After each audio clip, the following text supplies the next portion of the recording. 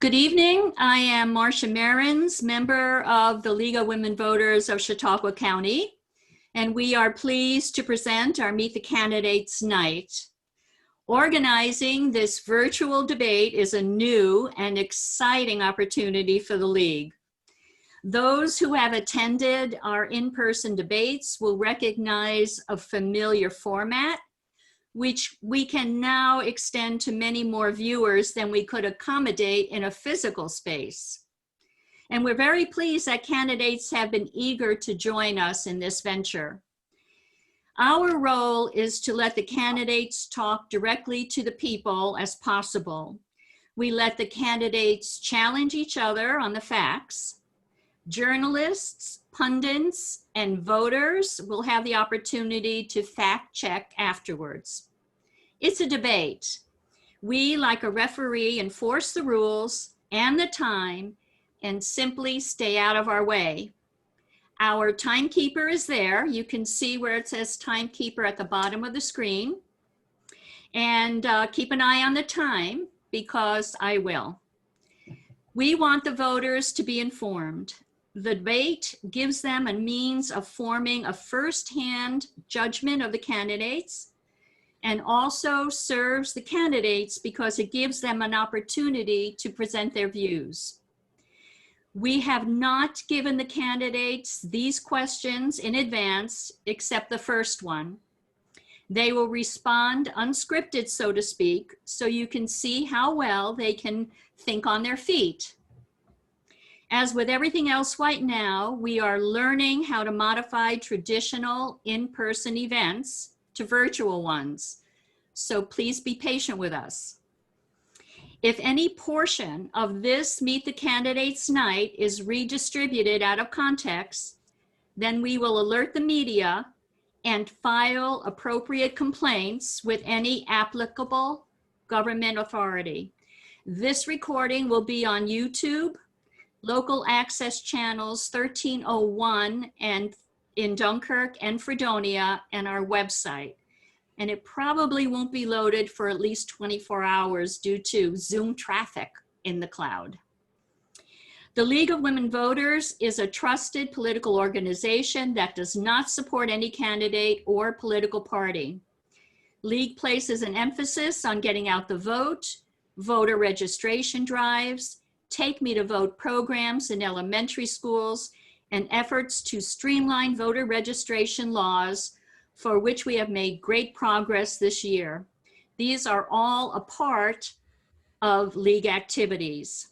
For this segment, we welcome candidates for New York State 23rd Congressional District, Tracy Mitrano and Andrew Kolstee. Unfortunately, Incumbent Tom Reed has not responded to our invitation. However, we can continue with two remaining candidates. Our candidates will have 2 minutes to respond to a question they received prior to this meeting and include a brief presentation discussing their qualifications. Audience questions have been solicited and collected from the public prior to the start of the event via email or phone. All questions will have been reviewed and sorted by a panel of League members based on relevancy to the office and encompass a wide array of topics as possible. Questions of a personal nature will not be permitted, and it is not feasible to take audience questions during this debate.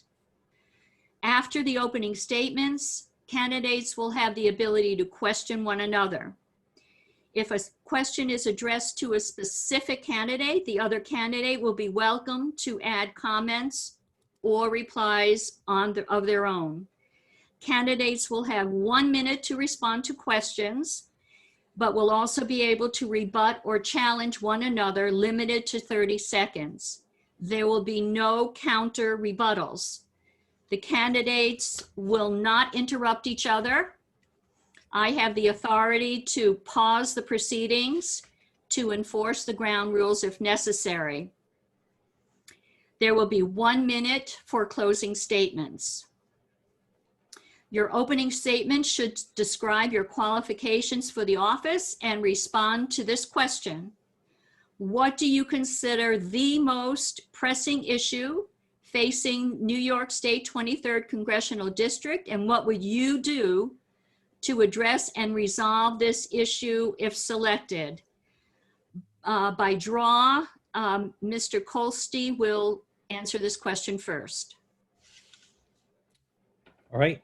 My name is Andrew Kolstee. I'm the Libertarian Party candidate for NY23. Political activist since 2015. I'm the chair of the Chautauqua County Libertarian Party, the secretary of the Libertarian Party of New York, recently elected. I'm a business owner. I have a digital marketing business that I started recently, and also a genealogy business. I'm involved in local history. I'm the secretary at the Fenton History Center in Jamestown and trustee of the Chautauqua County Genealogical Society. I got involved in politics a few years ago because I didn't like what I saw. There was continuous division and just back and forth, and nothing was getting done. They say they were. Government was growing and growing and growing, but the problems were getting worse and worse and worse.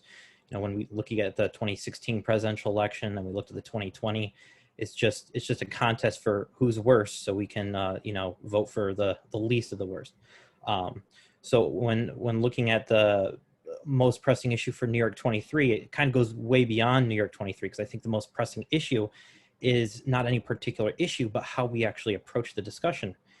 The core issue has, you know, a lot of people are flocking to independent third parties. We're constantly, we're divided, left, right, polarization, you know, everyone is going to their tribes, and each side is calling each other, you know, evil.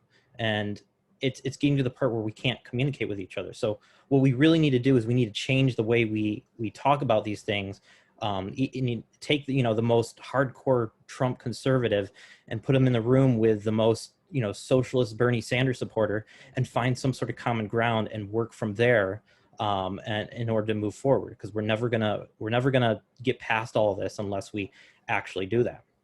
So what I want to do is we want to get past the left right.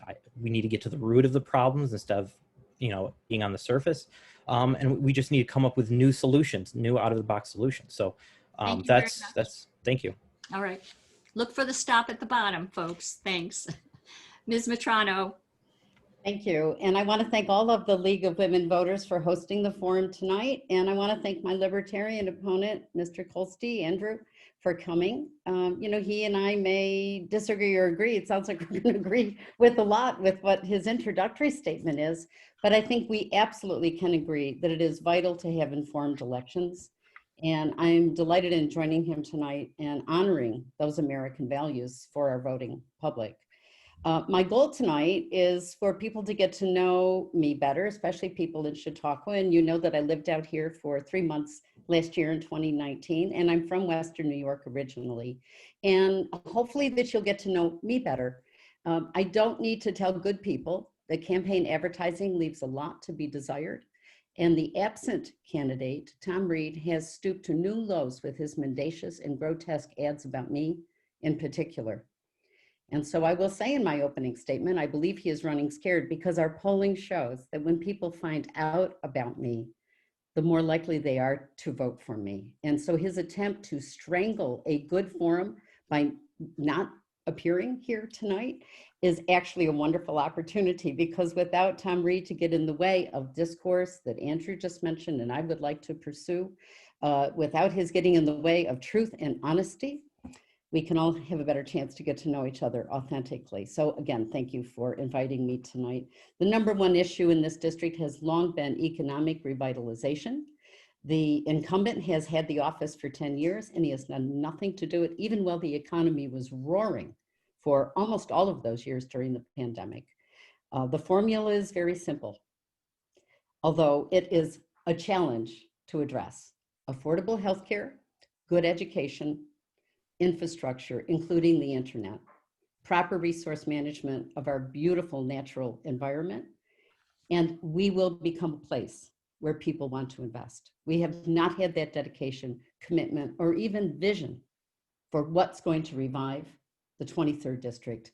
I believe I do, and I'm looking forward to explaining my platform more. And in the same spirit of what Andrew mentioned, we have to genuinely work together. Thanks. Thank you. Thank you so much, candidates.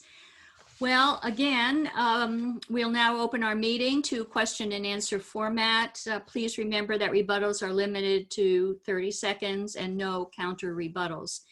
The first question, should the country move closer to a single payer government managed healthcare system or further away? We'll begin with Mr. Kolstee.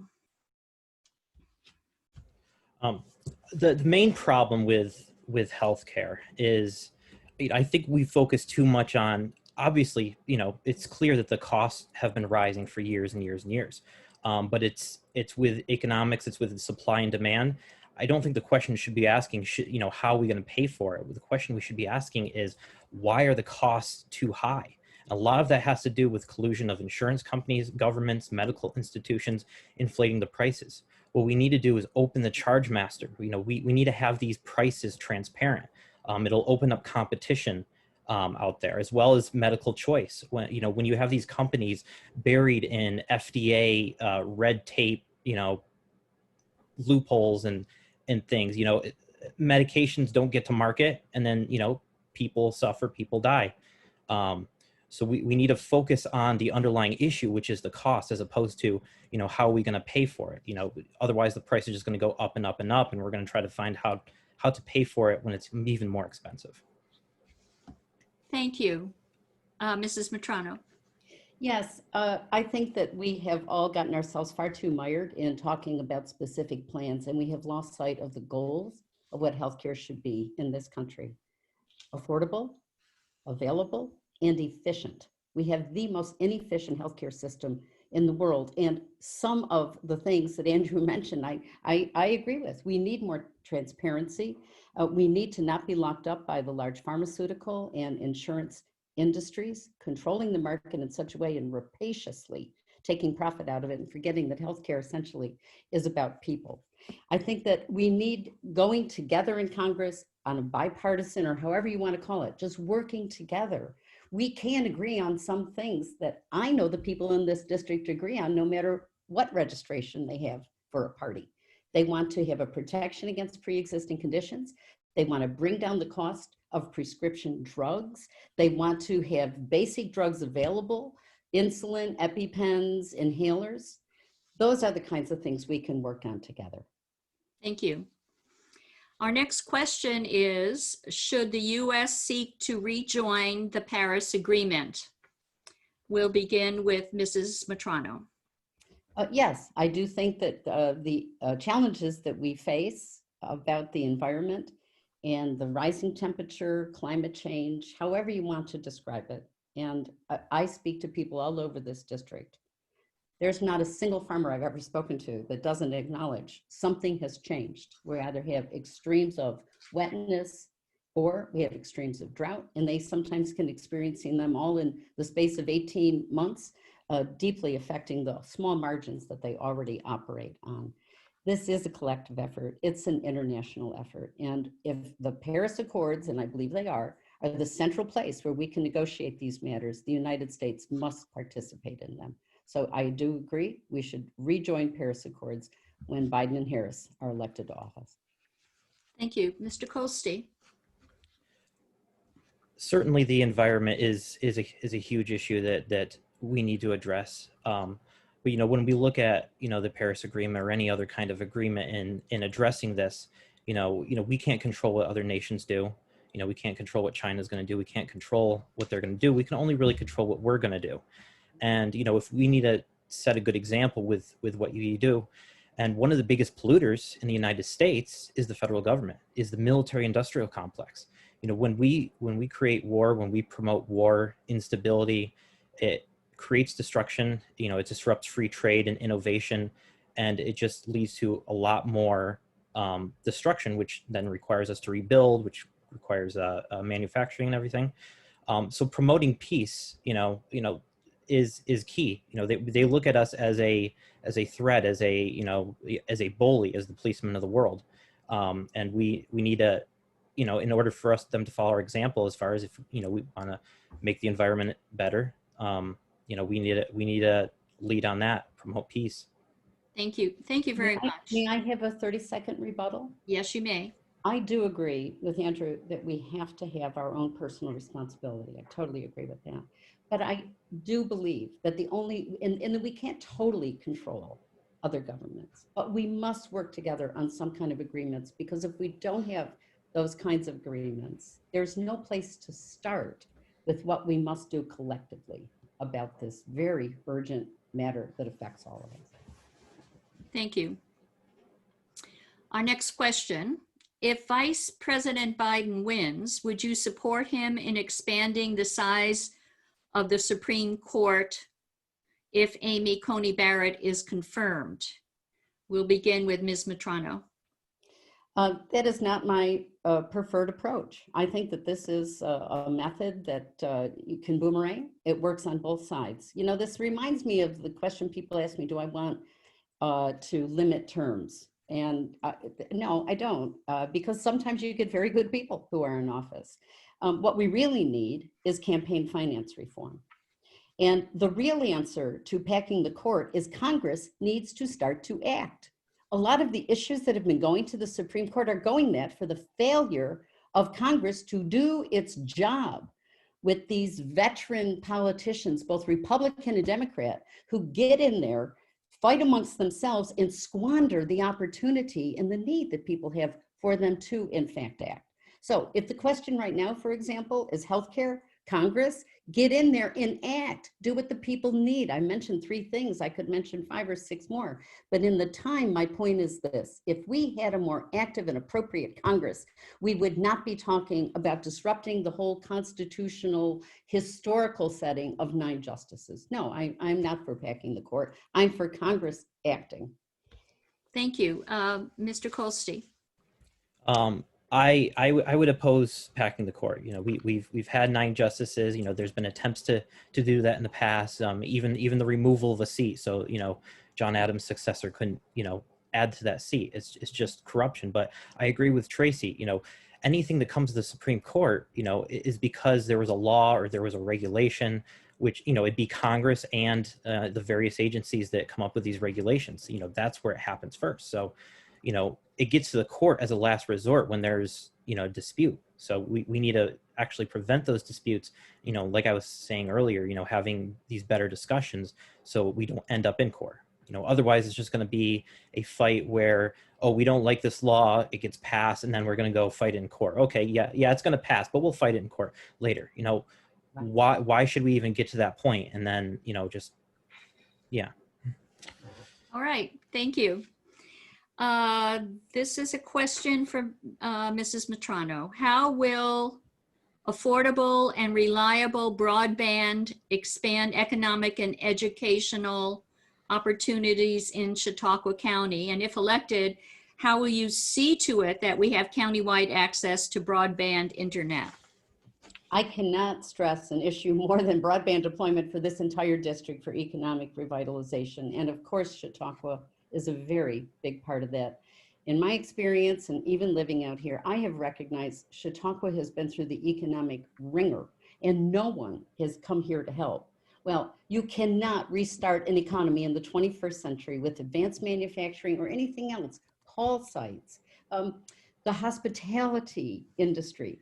Everything requires the internet. The failure of our congressmen to have brought the internet to this district is the failure to economically revitalize it. It has to be an alignment of federal, state, and local matter. I do believe that Governor Cuomo has not adequately addressed this issue for areas west of the Hudson, and I've looked at it very closely. I come from a policy background concerning the internet. He keeps giving the grants to internet service providers instead of allocating them to the counties so they know the public-private partnerships, for example, that work in the Steuben, Allegheny, Tioga, and Chemung, even Yates County, where I live, area. Thank you. Mr. Kolstee? Could you repeat the question? Right, I have to find the question now. Is it better for the Chautauqua County, to have an economy? I'm sorry, hang on one moment. I went on to the next question and I missed it. How will affordable and reliable broadband expand economic and educational opportunities in Chautauqua County? And if elected, how will you see to it that we have countywide access to broadband internet? Of course, broadband internet is important. It's a utility like electric and water. And, we've seen, through the past, 20, 30 years, how it's revolutionized and changed our society. And even with COVID, it has changed our society. And, the technology is getting better, and the internet has been mostly, unregulated, and it's been able to expand freely. So it's certainly important. And what we need to do is we need to just continue to push for more and more innovation. There's new technologies out there that are, working on getting it into rural areas, that, Google and Tesla and all these companies are. So we need to continue to encourage these companies, to do that. It's very important that we have that, and not stifle any kind of innovation. So we just need to continue to do that, because we have had exponentially increase of technology, more and more. Thank you very Can I have a much. 30-second? It's a rebuttal. A rebuttal, right?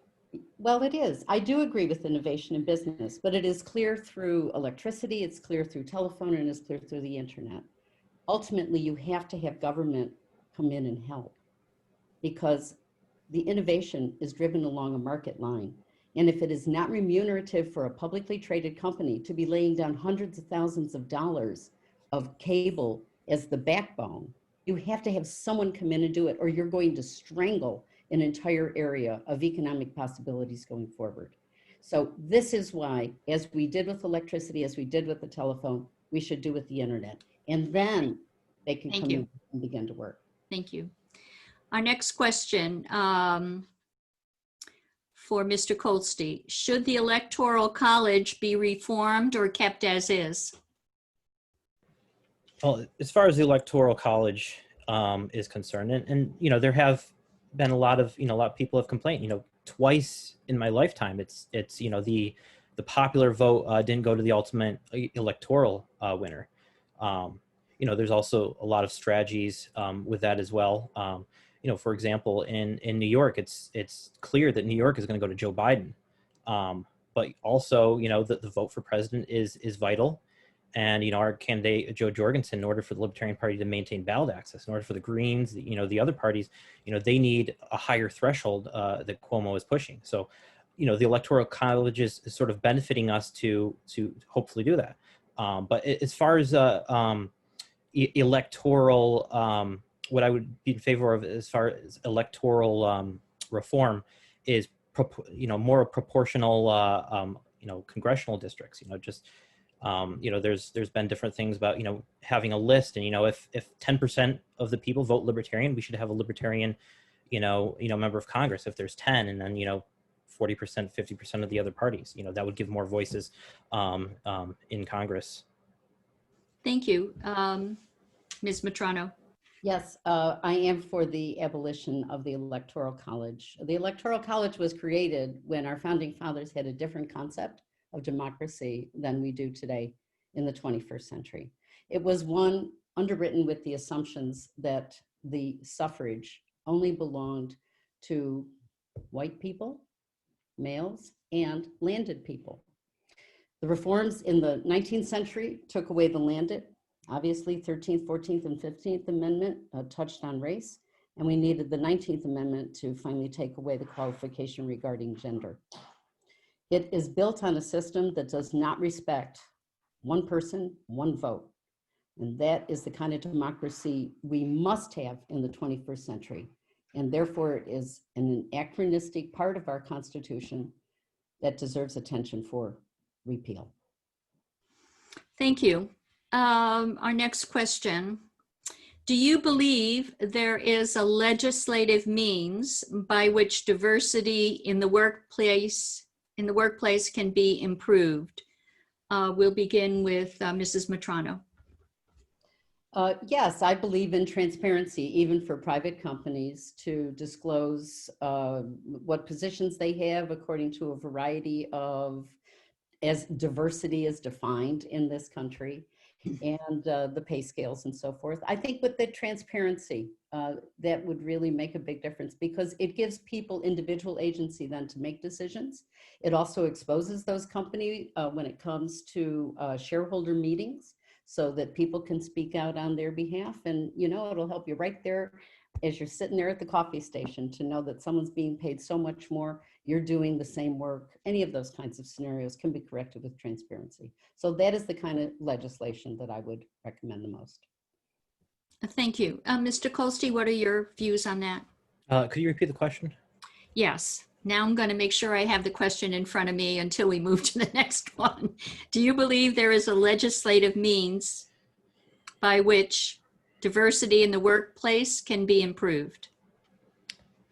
I mean, it's as far as, you know, if someone's being discriminated against or have, in the workplace, I mean, it should be their right to go to court with that. I don't think the government should be, legislating or telling companies what to do, because that can lead to corruption, because some companies might say, okay, yeah, we need to do this, but if a politician favors a particular company and they have some certain practices that, are not necessarily ethical or following, promoting diversity, they're going to look the other way. You're going to have the corruption there.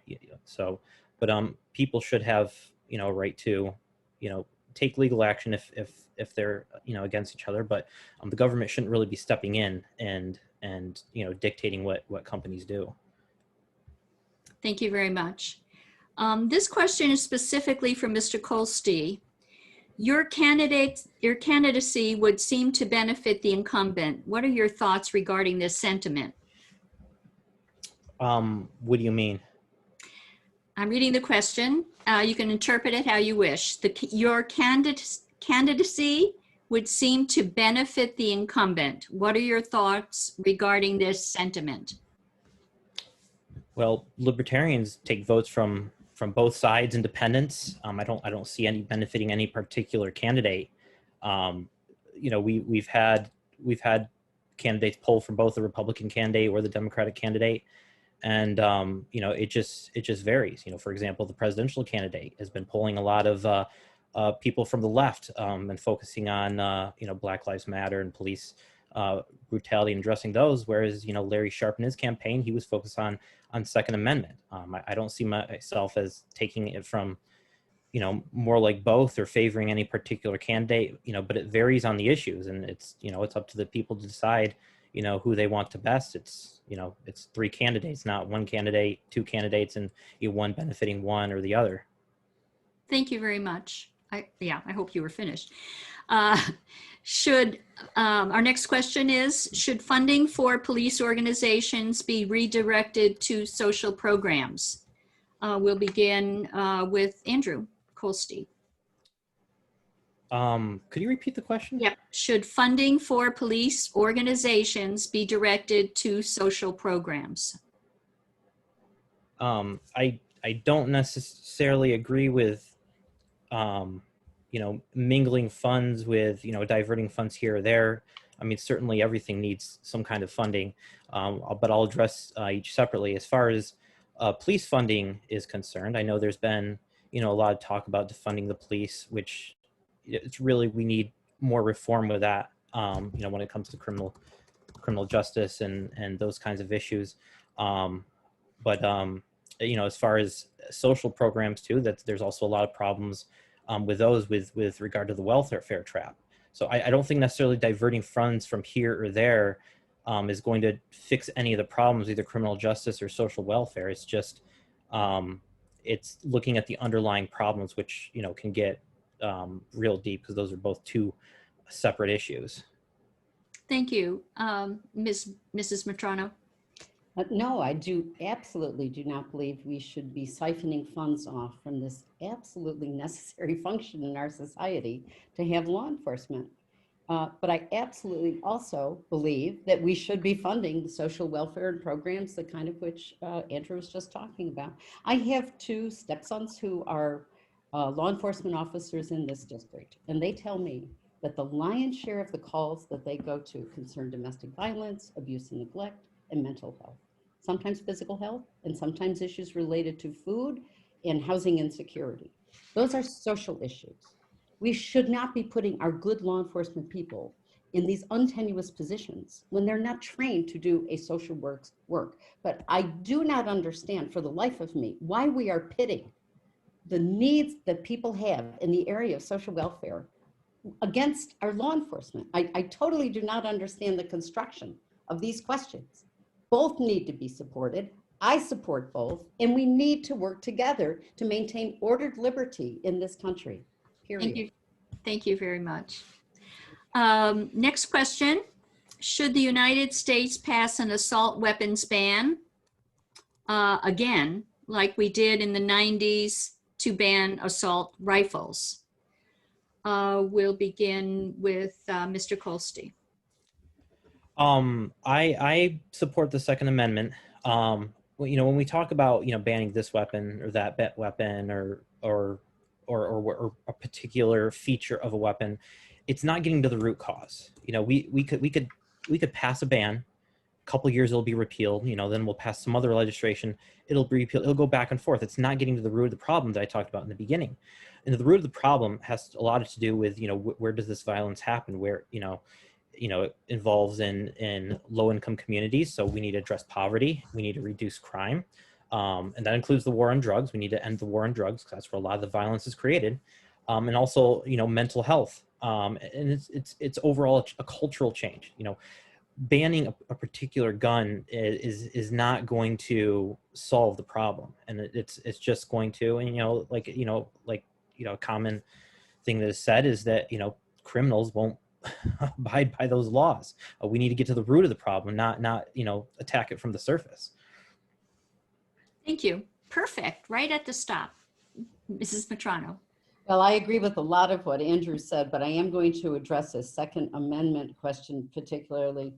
No, I don't agree with that approach. The approach I absolutely agree with is the one where we must repeal, Congress must repeal the law passed in 2005, giving gun manufacturers and sellers a get out of civil litigation card free.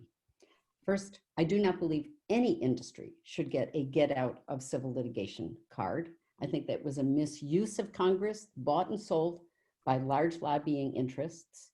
And in this case, it is keeping from the safety issues, from doing what they always do in the United States. We have better cars, safer cars and washing machines, and you name the service or product because of civil litigation. Are there problems sometimes there? Do we maybe need tort reform? Fine, another subject. But the reality is we use civil litigation to get safety in all of our services and products. And to the degree any of these underlying issues about what kind of gun or how it's used or whatever, take it to the courts where a jury of 12 people, peers, are going to make a decision. And don't leave it up to a lobbied, politically corrupt Congress. Thank you very much. Our next question. As you see it, what are the challenges facing our primary and secondary public schools here in Chautauqua County? And if elected, what measures will you take to improve conditions in our schools? Mrs. Mitrano. Well, I would say that we have a conundrum in this entire country where your schooling is largely defined by your zip code. So if your zip code in Chautauqua County or any place else in this country means that you're not going to get the adequate funding and attention and direction that is needed, then right from the start of your life, you're going to be behind the proverbial 8 ball. With a child walking into kindergarten, walks in with all of society's problems on his or her back: poverty, food insecurity, housing insecurity, drug addiction, mental health issues, physical health issues, domestic violence, abuse and neglect. We need first to be addressing all of these issues comprehensively. I take it from what Andrew said that we have some common ground on that point. But we also need to understand why we have savage inequalities in our public schools in the United States, including Chautauqua County, to be sure. You're almost up to 90% of free and reduced lunch, which is the index for that poverty. We need to address that. Thank you. Mr. Kolstee. Yeah, as far as education is concerned, it's a state and local issue. The federal government should, at the very least of its involvement, should be just as far as networking and in exchanging ideas. That should be the extent of the role of the federal government. It needs to be more in the hands of the state and local governments, because they can innovate. They can come up with different ideas. If there's a system that works in Iowa, maybe Wisconsin wants to adopt it. Maybe there's a program that Florida tries, and then Washington says, hey, we're going to try that, and encourage innovation. And I'm in favor of school choice. If someone doesn't like that school district, all the dollars should follow the students, not the school. If someone wants to change school district, it shouldn't be dictated by where they live. It should follow them.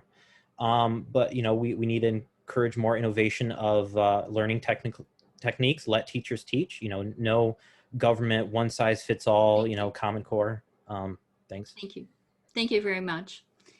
Next question. What ideas do you have for new solutions regarding the issue of left-right division? Kind of broad, isn't it? We'll start with Mrs. Mitrano.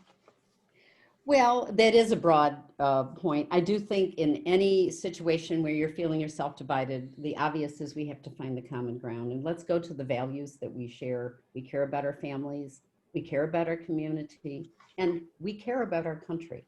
So in identifying our common values, I think we can begin to identify the ways in which we can address supporting those values instead of fighting them. I'm going to use the rest of my time, however, to critique the Republican incumbent on this point, because his approach has been to have the usual hypocrisy upon which he governs most of the time. And that is to have this sideshow that he calls problem solvers that never solves a single problem, and then really fails to do the hard work of reaching genuinely across the aisle to get something done, like affordable health care or good education or broadband deployment. He has failed to do the real work of bipartisanship or left-right, if that's what the question is about. And instead we get a sideshow. Thank you. We're going to go to our next question. Can I answer that one? Oh, I'm sorry. Yes, you may. Yeah. Yeah. As far as the left-right division, which has been covered earlier in this meeting, it's definitely something we want to address. And I agree with Tracy. We need to find common ground. We need to sit down, like I said, take the most conservative Trump voter and the most socialist Bernie Sanders supporter and see what do they have in common ground. Whether they have 100% in common with, then 90%, and then we start there and work our way forward with that. And we need to stop villainizing each other in that side is completely evil. If you vote for them, it's going to be downfall of our society. We can't do that. I mean, you even see anyone who wants to step out of line, out of party line, happen on both sides. With Justin Amash on the Republican Party, he switched over to the Libertarian Party, and Tulsi Gabbard was annihilated in her party. And both of them were trying to reach across the aisle, trying to challenge the status quo. And instead of them being pushed out, that should be rewarded. We should have more people like them. Thank you. Next question. Threats to cybersecurity are a risk to our elections, our institutions, and to private citizens. What should our government be doing to recognize and block cyber terrorism? We'll begin with Mr. Kolstee. Yes, living in the 21st century, as technology is a lot more prominent, cybersecurity is very important. I'm not a fan, as a libertarian, I'm not a fan of government stepping into a lot of things, but one of the very few things is national defense. And, when it comes to the military, we have the largest military, we spend the most amount of money, and we meddle around all over the world. We're the world's policemen. We should be the peace, the promoters of peace. If we did that, we would spend a whole lot more money. We'd bring a lot of the troops home, and the savings, what we would be able to do, not only would we pay off the debt, bring money back to the taxpayers, but, also improve our technology and also provide for veterans. But we spend so much on the military that if we had adopt a policy of non-interventionism and promoting peace, we can focus on what's very important as far as our defense, like cybersecurity. And then, the savings can go to the debt, go to veterans and go to back to the taxpayers. Thank you very much, Mrs. Mitrano. Andrew had a lot of good ideas there. I am going to focus on cybersecurity, however, and I will say this, the number one thing that we need to do is to have diplomacy. We have no international rules governing the relationship with cybersecurity. So what people may or may not understand is what is often going on, and certainly what went on in the interference of our elections or the taking of all information. When I used to work at Cornell, all kinds of material was going out, research data, intellectual property, journals from the library, very expensive materials. We need rules of the road. And there will not be a settlement of these issues that are being perpetrated by nation states. It's not just organized crime, and it's not just the proverbial stereotype of, the kid in his bedroom. It is nation states doing this. We need to stop this activity, and the only way you do it is through diplomacy and the establishment of rules. Will it end all conflict in this area? No, but it is the start. Thank you both very much. Our next question, is it better for Chautauqua County to have an economy focused on the creation of goods or services? We'll begin with Mrs. Mitrano. Well, why not both? I'm a great advocate of a mixed economy. I think it's dangerous, just like in agriculture or anything else. You don't want to put all of your proverbial eggs in one basket. We should have a mixed economy. But what we need to get even to the place where we're flourishing with both goods and services is to have the foundation, the building blocks. And I'll repeat them again. Healthy people, educated, properly trained people, and I mean from pre-K all the way to professional and graduate education, as well as support up to grade 14 that we need to have even for vocational and certificate programming. Then we can begin to have a diversity of products and services, agriculture, advanced industry, and even helping in areas of cyber defense. Thank you. Mr. Kolstee. Can you repeat the question? Yeah. Is it better for Chautauqua County to have an economy based on the creation of goods or services? Well, it depends on, the people and the businesses in what they want. In there, whether, both are good, it just depends on what the people there and what the businesses moving there want.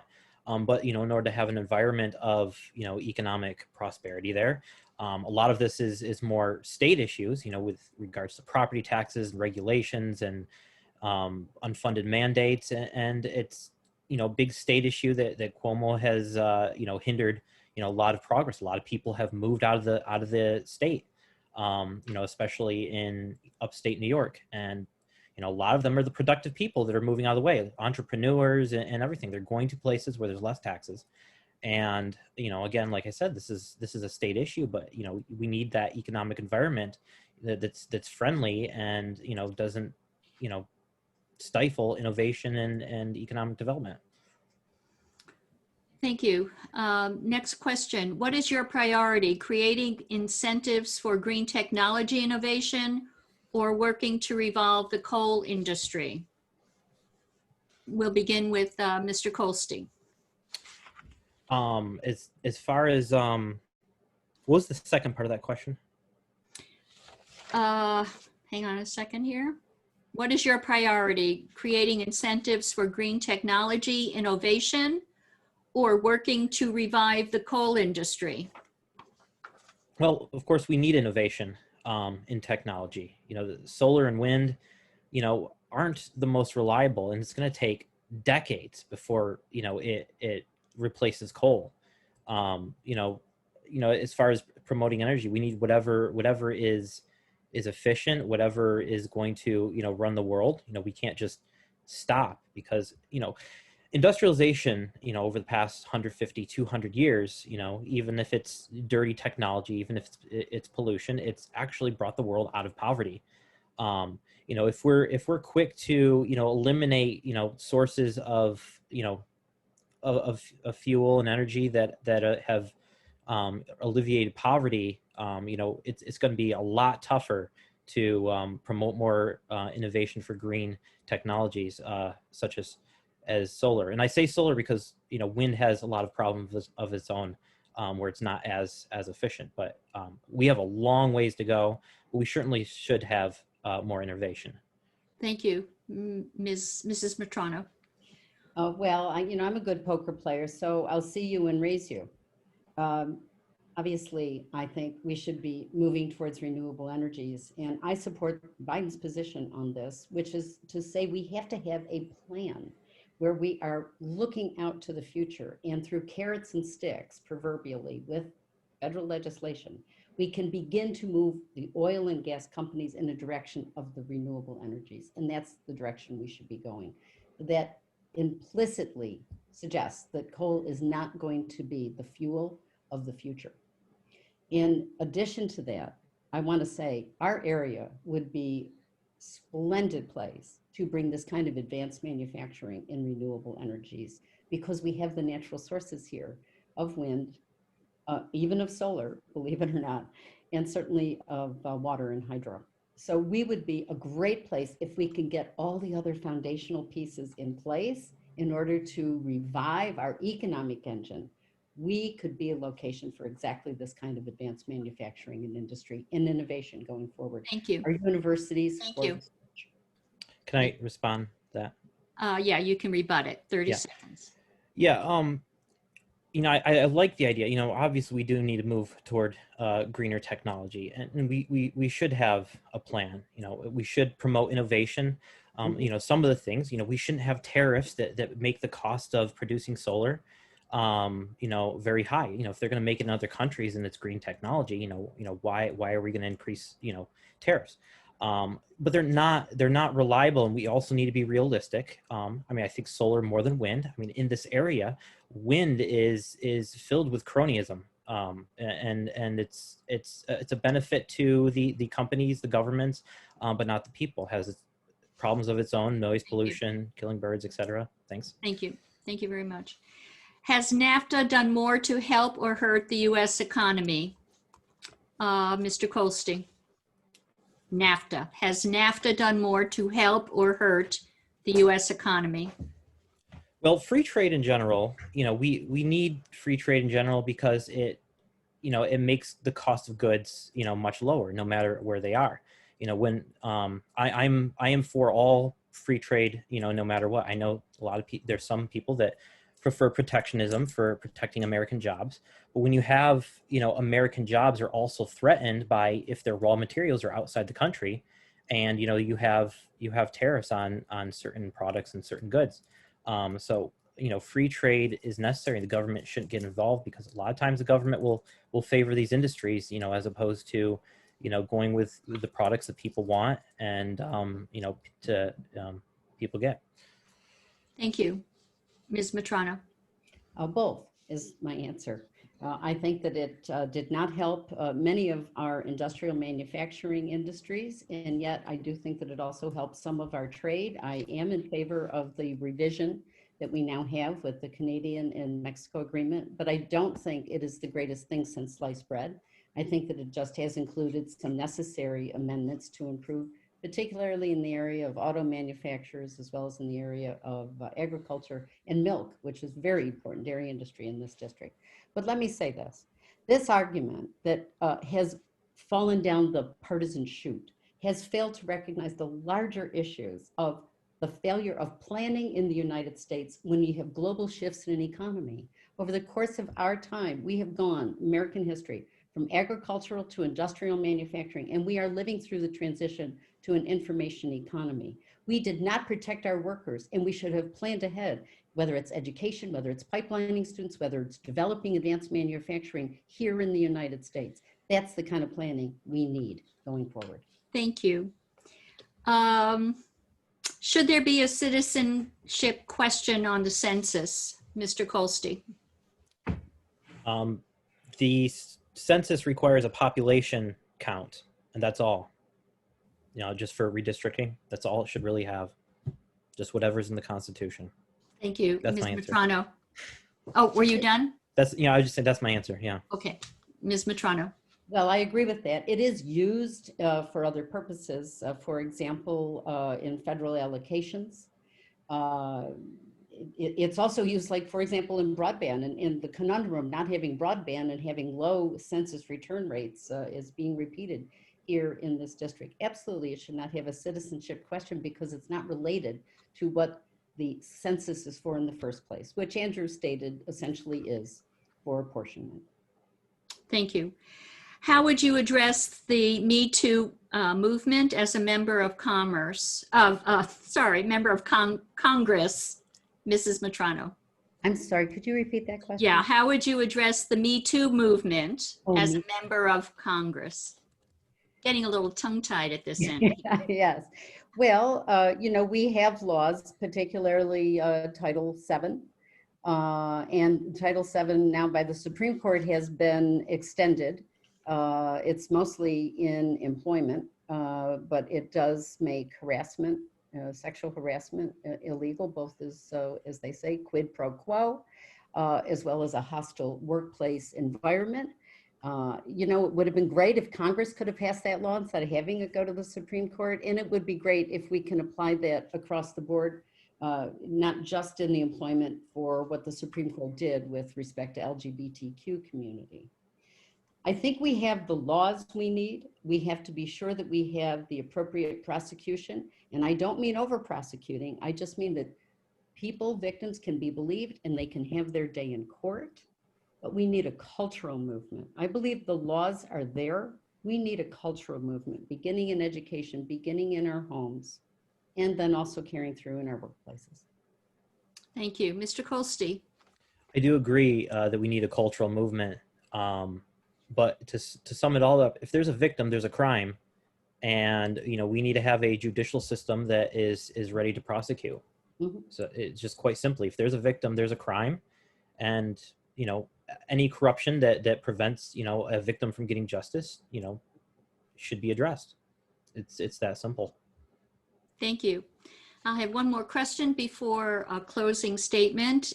Should voters in federal elections be required to show ID at the polls? Mr. Kolstee. I mean, federal elections.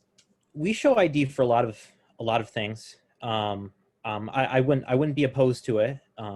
You know, of course, there's problems with some people who may not have ID. But you know, I've seen issues as a member of a third party where, you know, a lot of it comes in with the mail-in ballots and ballot harvesting. You know, we get a lot of corruption there. You know, especially in, you know, like a small primary for a third party. I wouldn't be opposed to requiring ID for voting. Mrs. Mitrano. And neither would I, so long as we did it in a phased-in manner, and we did all of the background work to be sure that people in low-income areas or those that live on the margin of society are given every encouragement and opportunity to get that identification. So I don't mean doing this tomorrow. I mean, if we're going to have a voter identification required at an election site, we have to have a program well in advance that makes sure that we have the identification available to every citizen, every voter in this country. Well, since you're so quick, I have another question before the final one. What is the best indication of economic health? The stock market, unemployment rate, income? What do you think is the best indication of economic wealth? Mr. Kolstee. I mean, there are a lot of things. It's overall wealth and prosperity. It's you know, it is, you know, having a low unemployment rate, it's having a low poverty rate, it's having a high literacy rate. You know, it's all those things that shows that. And in fact, over the course of the past 100 years, globally, a lot of that has greatly improved thanks to industrialization, capitalism in the market. And it's a trend that needs to be continued. And often government does get in the way of that. But overall, it's because of our market and because of capitalism, because of all that, we've been able to up that. You know, global poverty rate has diminished, you know, over the course of the years. But you know, there's numerous factors that show that. But yeah, it's yeah, there's a lot to it. Mrs. Mitrano. Very quickly again, the question. No, actually, I think I got it. All of the above are indices. I don't think it's healthy for us to say it's this one, that one, or the third. But I'm going to use the question to say one of the things that I think is a most necessary reform in the next Congress. We need a progressive tax, a simple, basic progressive tax. It is part of what made the United States great in the 20th century to the degree that it was, along with its victory in the world wars and a strong labor movement that stabilized economic and social unrest at the turn of the last century. We had a progressive tax. It is how we funded programs. It simply makes sense. People, as they make more money, pay a proportional larger of that income. We also need more tax brackets. It's crazy to end it at $400,000. People are making billions of dollars. We need more brackets. And I want to be clear, I am not talking about great big percentages as we got to in the 60s and caused this reaction with now the trickle down and tax cut acts. Something that is reasonable and appropriate. That's how we're going to clear our debt. Thank you very much. Can I respond to that? Rebut. Yep. Rebut. Yeah. 30 seconds. While I understand that one point I want to make is there's been a lot of talk about taxing the rich, and I do agree that when we had those tax rates years ago back in the 60s and 90%, they weren't paying it. There was all these loopholes. They were more paying 50%, but we need to be careful. We can't tax ourselves out of prosperity. I mean, the rich are going to find loopholes. They're well connected politically. The people raising the taxes are the ones that their campaigns are being funded from. Thank you very much.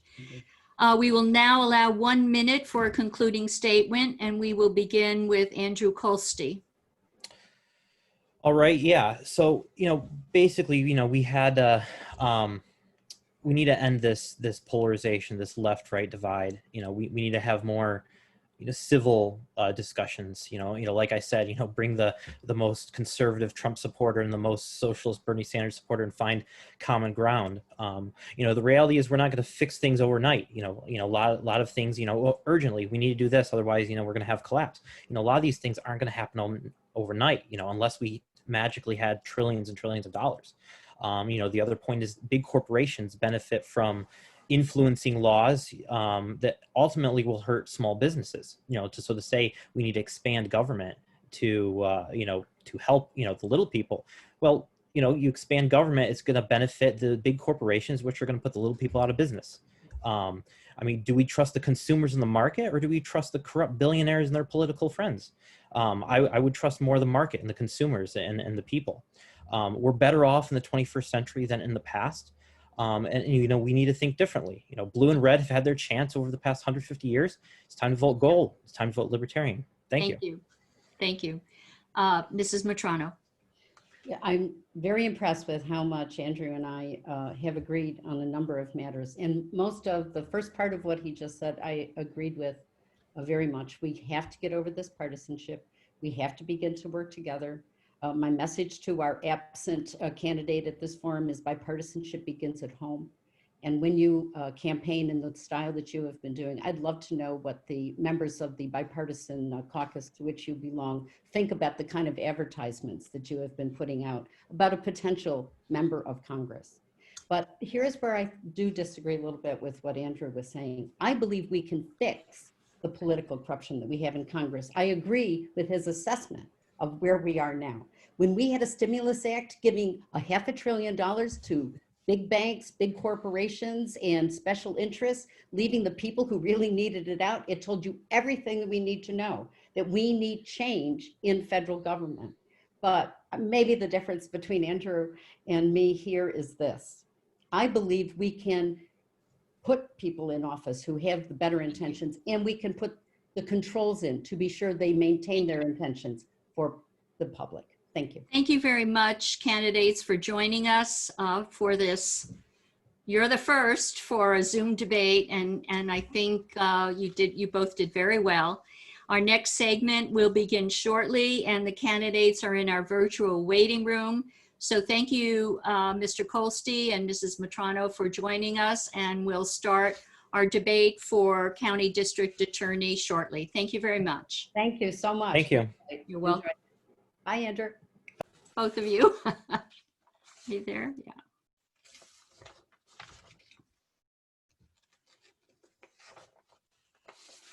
Good evening. Good evening. Did you have a mic check? I mean, I want to make sure you're loud enough. Are you? I should be loud enough. I've been on enough of these meetings where I don't think anybody's Okay. got a problem hearing me. You're good. All right. I have to hear you, but okay. So for this segment, we are welcoming candidates for Chautauqua County District Attorney, Jason Schmidt and Patrick Swanson. After your opening statements, candidates will have the ability to question one another. If a question is addressed to a specific candidate, the other candidate will be welcome to add comments of their own. Candidates will also be able to rebut or challenge each other, limited to 30 seconds. There will be no counter rebuttals. The candidates will not interrupt each other. I have the authority to pause the proceedings to enforce the ground rules and format if necessary. There will be 1 minute for closing statements. Your opening statement should describe your qualifications for office and respond to this question. What is the most important issue facing Chautauqua County District Attorney's Office, and what will you do about it if elected? We'll begin with Mr. Schmidt. Good evening, and thank you for having me. I'm glad to introduce myself to everybody. Hi. So my name is Jason Schmidt. I'm not a politician. I'm just a guy. I grew up in a bad neighborhood in Queens. My first job out of college was as a caseworker, working the foster care system, inspecting foster homes in Brooklyn, New York. I went to law school because I wanted to make a change in the system and to help children. I graduated from law school, and in 2003, I moved to Chautauqua County because I was looking for a safe area in which to raise my family.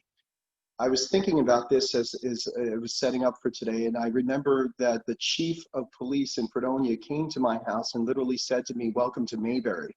And that one word, Mayberry, meant so much to me because it meant, you know, a safety, a sense of community, the sense that you can leave your doors unlocked and the keys in your car. And that's changed quite a bit in the last 20 years since I've been here. And it's changed in part because times change, you know, we have to be realistic, but there's also a problem in law enforcement. Now, law enforcement consists of two sides, right? The police who make arrests, and then the district attorney's office that prosecutes cases. And the problem that we have here in Chautauqua County over the last 4 years is there's been a breakdown in the prosecution of the police arrests.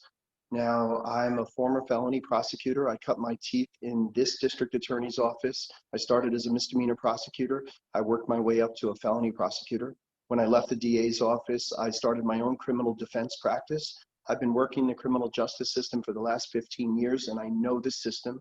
I know it very well. I've built a record of success achieving wins in the courtroom, in here, in Mayville, in Chautauqua County, and I want to bring that record of success to the district attorney's office. I believe very strongly that we have a public safety issue here in Chautauqua County, and that's a trickle-down effect of the lack of convictions in the courtroom, you know, here in Chautauqua County. Thank you. You both see where the timekeeper is at the bottom of the screen? Okay. I don't have that.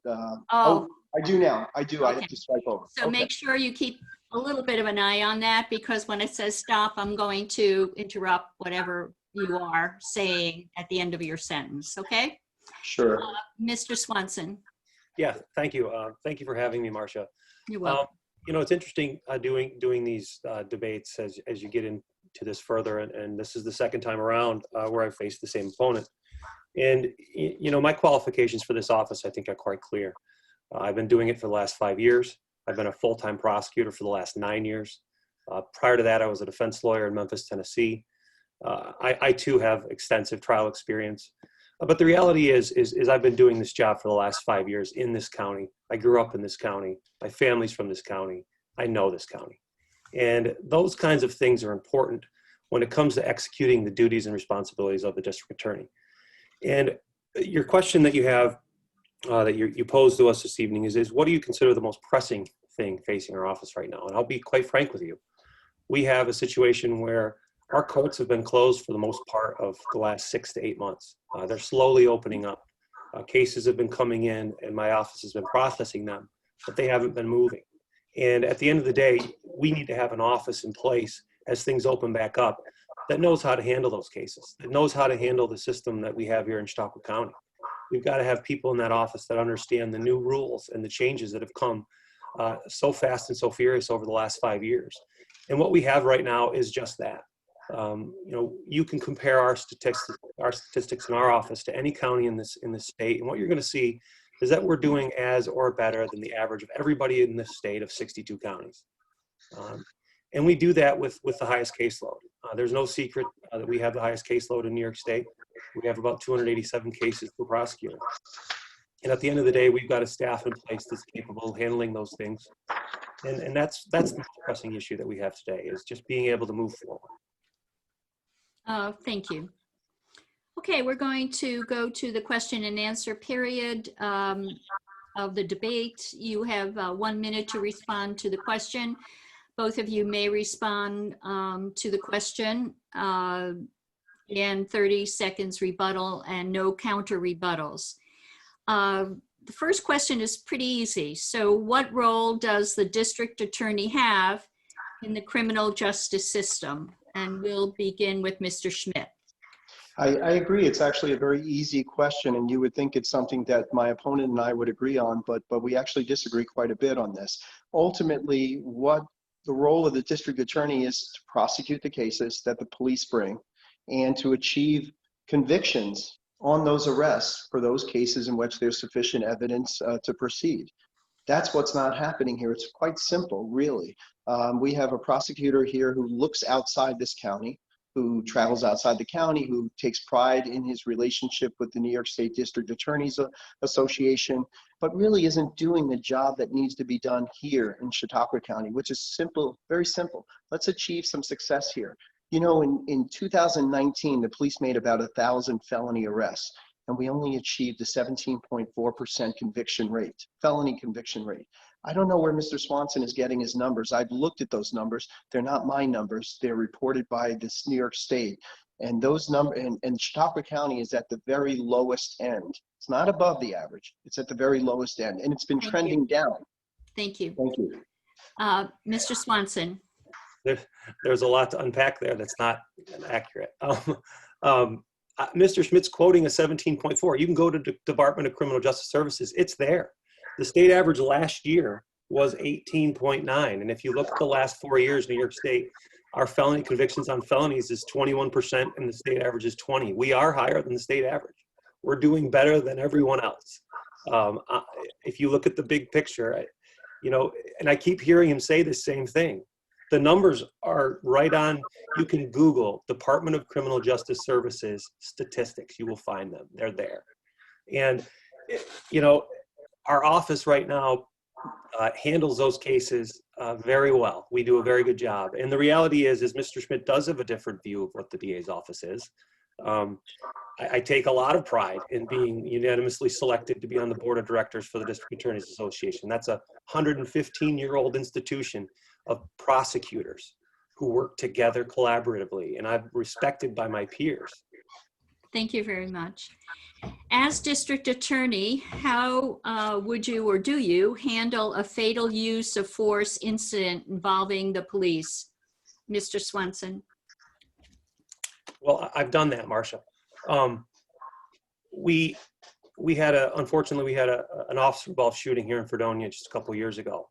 And part of my relationship with the District Attorneys Association allows me to speak with other people that have gone through that as well. And utilizing those resources, I spoke with a number of people that had done this. And talking to people who have done those things when you haven't had them happen in your county is important. And I utilized those relationships, and we did a full and fair investigation.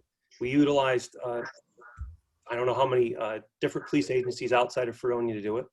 We compiled about a 37-page report with all of our findings. And You know, what we do is we want to look at them objectively and fairly, and that's what we did in that case, and that's what I would do on every case moving forward. Thank you. Mr. Schmidt. Well, I have to first say, because I'll never get this in, that there's no question that Mr. Swanson is getting his numbers from someplace other than what he's referring to, and I'll upload all that information on my website and Facebook page so that everybody has access to it. I don't make up these numbers. In any event, to the question, look, it's real simple. Work with the police, those police agencies that should investigate these crimes, investigate the crimes, understand what's happened here, apply the facts to the law, and just apply an even-handed, application of the law, whether it's a police officer and that person's duties, or whether it's an average citizen. I mean, that's the job of the prosecutor, is to work hand in hand with the police, investigate what happened here. There's an occurrence. You have to apply. You have to first dig into the facts, understand what happened here, and then you have to apply the law. It's not rocket science. It's something that should be done all the time. And it's not something that you need to look outside the county to the District Attorneys Association to do. I don't think that that's something I would take a lot of pride in. I think we need to clean house first here before we worry about traveling outside the county. Kind of related to that question is, do you support training for police officers that would provide alternatives to the use of force? Conflict resolution, de-escalation training, sensitivity training? If yes, what area do you feel training is most needed or important? Mr. Schmidt. Well, look, of course, I'm very supportive of training for the police officers. I think that really the area that is most important is just to maintain communications with the community.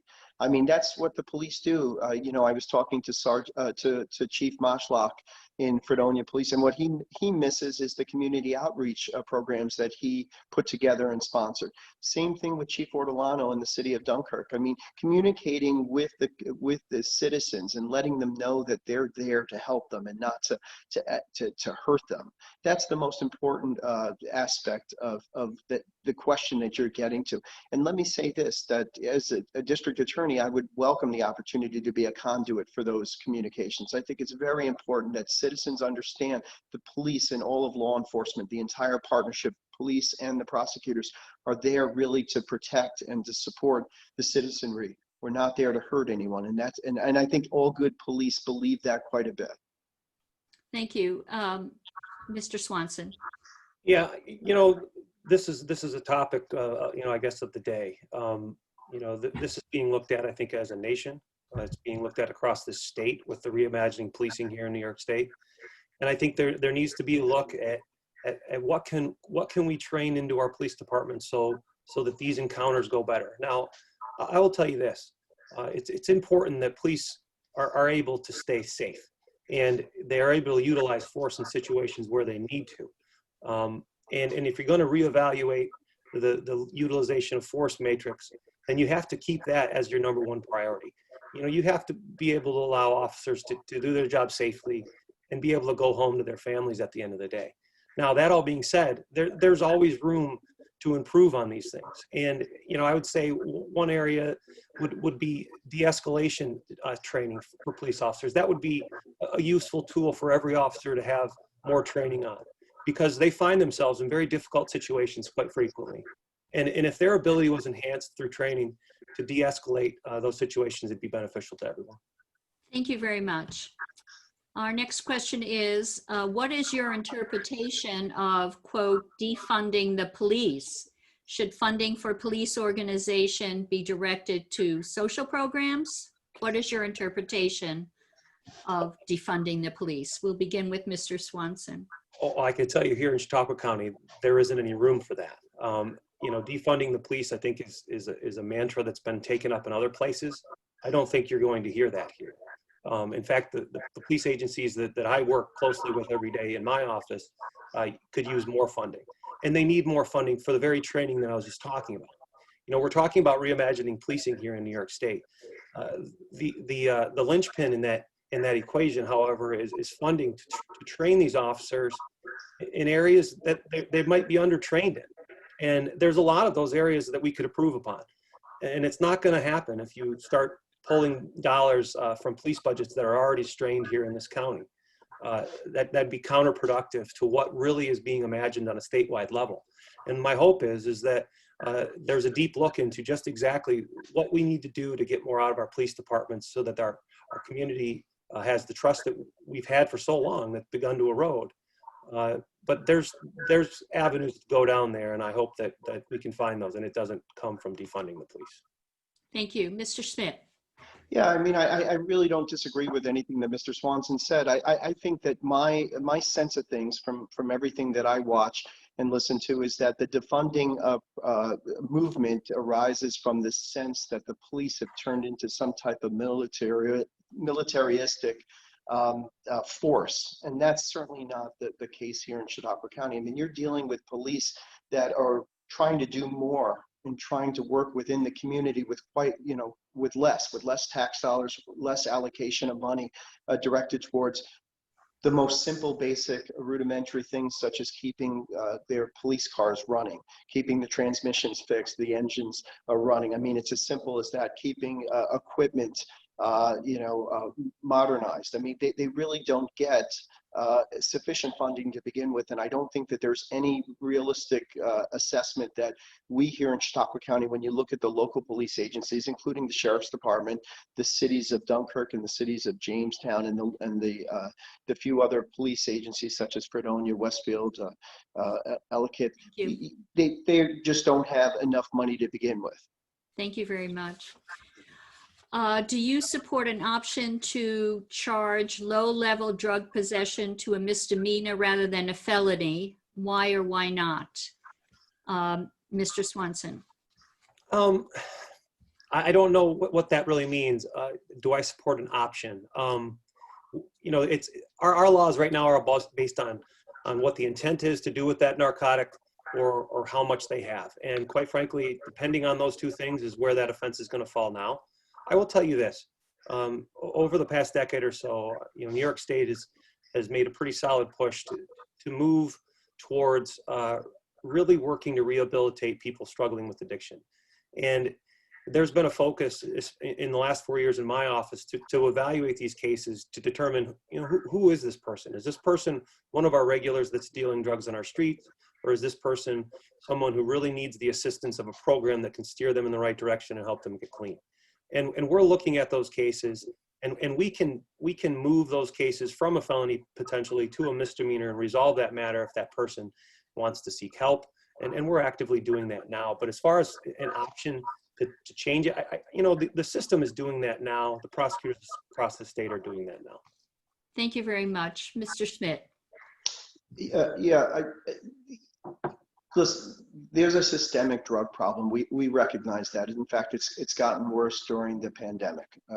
You have to recognize that. There's also a distinction to be made between users and sellers. There's no doubt about it. Unfortunately, sometimes that gets blurred, right? Because the realistic outlook here is that there's a lot of users that are selling to support their habit. There are a lot of users that don't intend to sell, but their conduct falls within the penal law definition of selling.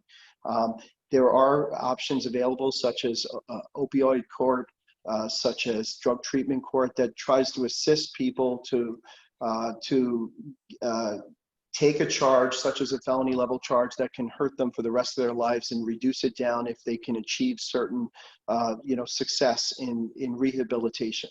And I think that has to always be on the table, especially during a crisis point that we're at, where we just have such a systemic use of drugs in the community. And a lot of people, we don't want to criminalize users, because ultimately it's just going to create more of a revolving door. But at the same time, you have to. Thank you. I know it's hard to watch the timekeeper when you're on a roll, but I apologize for cutting you off, but I don't know if you see it or not. So no problem. Thank you. I have to let you know. Is community outreach a vital part of a DA's job? Why or why not? And if yes, what programs would you institute to reach this goal? We'll begin with Mr. Schmidt. Yeah, I think that, the worst thing for a lot of people is to feel disenfranchised from the system.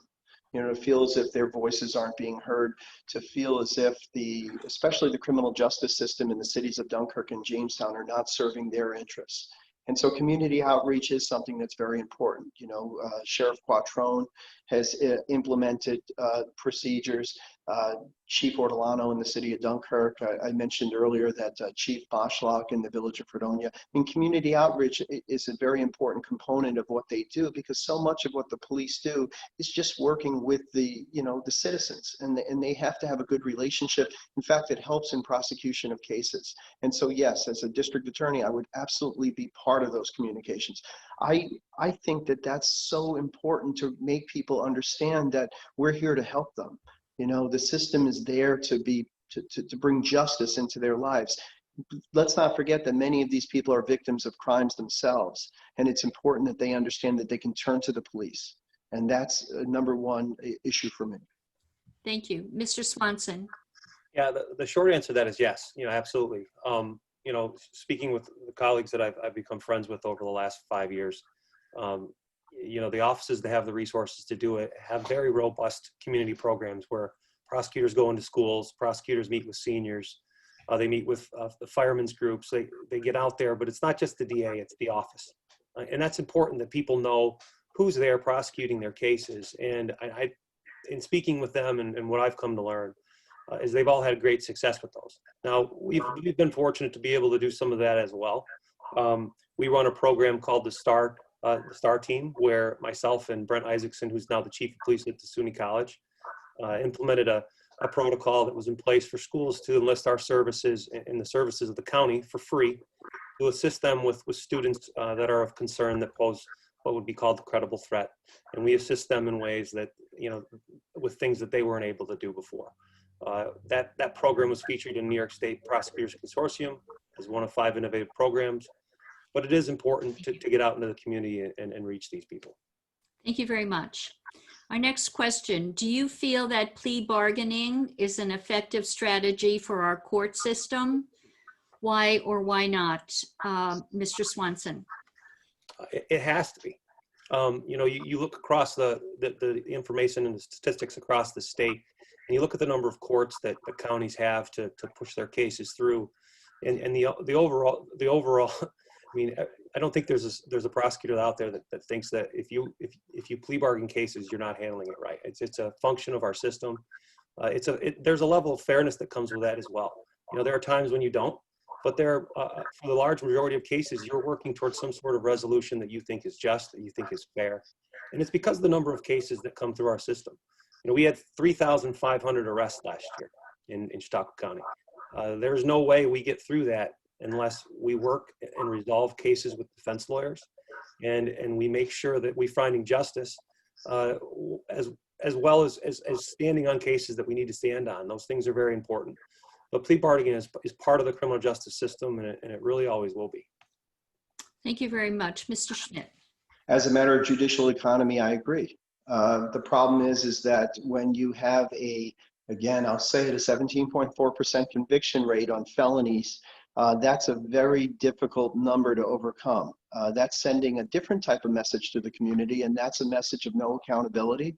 That's a message of a loss of confidence. That's a message of not having justice if somebody harms somebody else.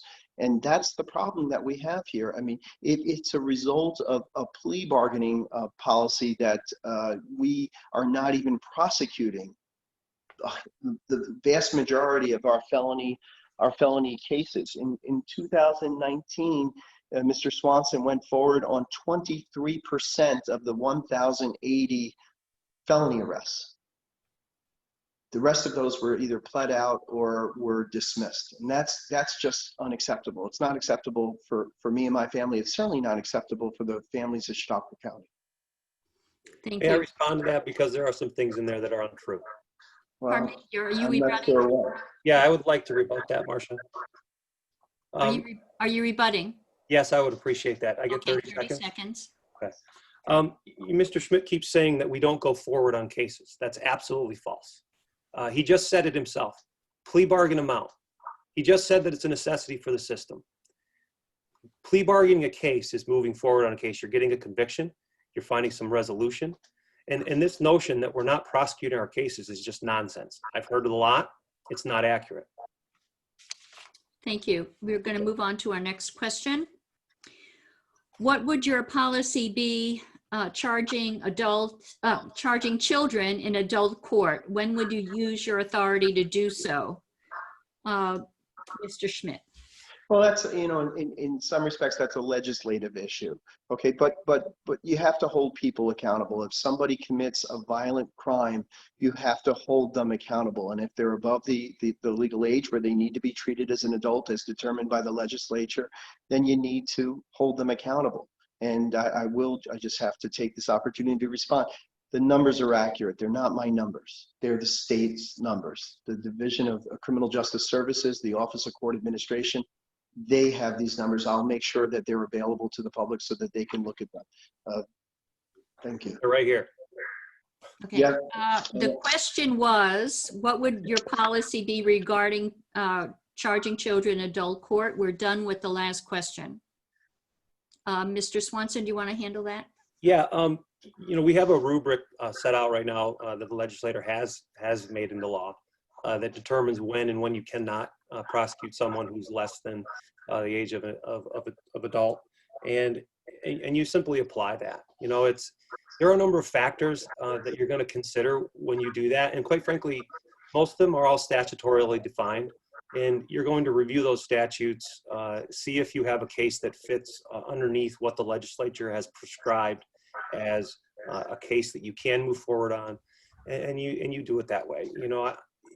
The reality is I can't even tell you if we've done that, because if it ends up going to juvenile court, you're very limited what you can say. And what I can say is that my office has reviewed these statutes. We're very familiar with them, but in the event that some critical or serious incident does occur, we're prepared to move forward in the way that we need to. Thank you. Our next question is, what is your position on bail reform? Do you feel it helps or hinders our justice system? Mr. Swanson. Do I get more than a minute? No. It's impaired what we can do. And I say that because we're releasing people that probably shouldn't be released. And the rigidity of the law, there are times when you may be holding someone who doesn't need to be held. The problem is they took away judicial discretion, and I don't know why.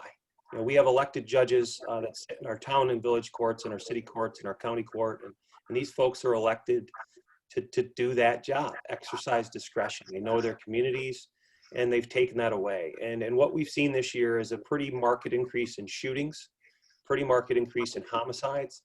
And I think you could directly attribute that to the fact that we're not able to hold drug dealers in custody, because all of the offenses for narcotic sale, unless you're a major trafficker, which is a very difficult threshold to overcome, are being released. And what you're seeing is an increase in shootings for that very reason. It was something the DA's Association warned against when it was going on, and we were right. Thank you.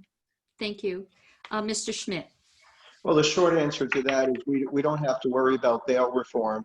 If we get convictions in the courtroom and we send people to prison, we hold them accountable if they commit crimes, and that's not what's occurring here. But look, there was a reason why the bail reform laws were put into place. I mean, I used to see it in the courtroom all the time. You had a situation where people literally got lost in the system. They couldn't make bail. Let's say they were arrested in the summer, and I remember in the middle of the winter seeing them being brought into the courtroom for a pre-trial proceeding, and realizing that really they had served so much time already because they simply did not have the economic resources to make bail. They certainly didn't have the economic resources to flee the community.